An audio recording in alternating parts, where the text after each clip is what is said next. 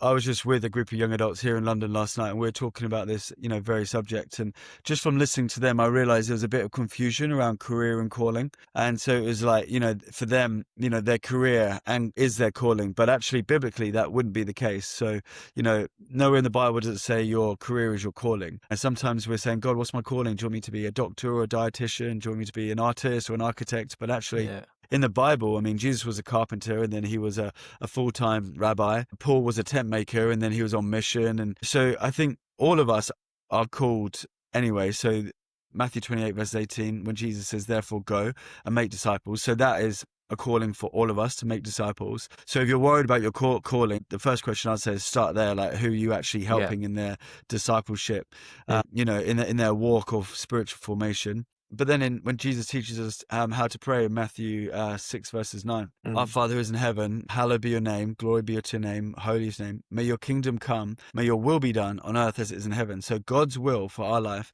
is for his kingdom to come on earth as it is in heaven, for his kingdom to come in Melbourne, for his kingdom to come in your university, in your workplace, in Melbourne as it is in heaven.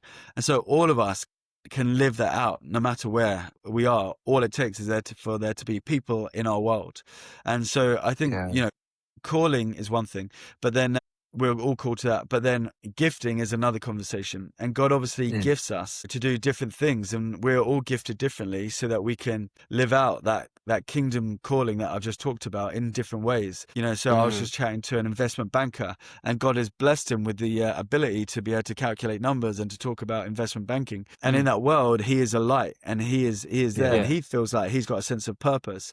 And he doesn't wake up every day going, oh, I'm just going to make a living. He goes there going, he's there for much more than a career. He's living out his calling in that space. And so, I would just encourage anyone, just like, don't limit your calling to your career, but like find out, what your heart breaks for. Like, hopefully your heart is breaking for the people in your world. I know the reason I've been in youth ministry for 20 years is because my teenage years were very dysfunctional. And when I became a Christian age 18, my heart broke for teenagers. And I thought, if I can help teenagers. But even if I was on a 9 to 5 job, working as a brickie on a construction site, which I did while I was at Bible college, I would still be able to live out my calling, even doing that job, because I could be involved in my local church, helping young people. So I think career isn't limited. Your calling isn't limited to career. But what are your thoughts? What are you seeing when it comes to that area of calling? It's a good question. I couldn't agree with it more with how you described it. For my own personal experience with calling it's always felt like something that I can't run away from. No matter what I try, I've really short summaries. I've just new into ministry. I've been a Christian my whole life. My parents are pastors. I kind of understand the concept of ministry and lived in that for most of my life. But I've always been trying to run away from it. And I've been prophesied over, and you're going to be doing this, et cetera. But it was always something that I was trying to run away from. And then I really wanted to become rich, and I was trying to start a business. So I started a business, started a marketing agency, and that was kind of like my goal. But no matter how much success I reached in it, no matter how much it was like this pull towards ministry and when I say ministry, that was for me, and this is not, that's to be for everyone else. For me, it was give my life to work in the church. That was what it felt for me. And it was just something that I couldn't run away from until last year, where I just said, okay, if this is your will, God, then make it happen. And it kind of happened. So for me, calling has always felt something that I've been trying to run away from, but can't. And I always relate to the story of Jonah. I always feel like I'm running away from something that God's told me, but no matter how far I run, no matter how far I try to go, away from this thing, it just comes back to me. But as soon as I accept it, it's like I'm finally myself. Okay, this is me. I always thought I was this. But for the first time in 28 years of life, I'm understanding this is me. This is who I am. This is where I naturally flourish without having to, think about it so much, or I still have to study and all this stuff. But it just feels like flows more.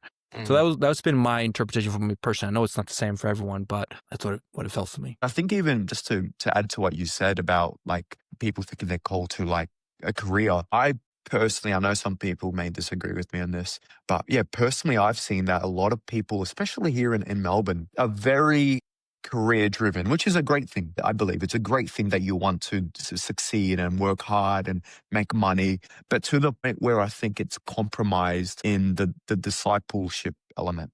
where it's actually I'm too busy working and I have to prioritize my job that I can't take a night out of my week to go to a prayer meeting. I can't take a night out of my week to run we call them grow groups. Maybe you guys call it life groups in different churches, but you know what I mean? So I think that's what I've seen, that it's become in a way the focal point of I need to do well, work a good job, make good money, which is important, 100%. But at the same time, one thing I've had to realize is actually my calling is first and foremost to God, to Him and Himself, but also to, like you said, to seek His kingdom. What I'm hearing a lot right now that's happening in Melbourne from my friends, from people around me is, if you want to call it revival's taking place in their workplaces. I think to a degree, we're all called to the ministry. We're all called to be ministers, but it's just packaged in a different way.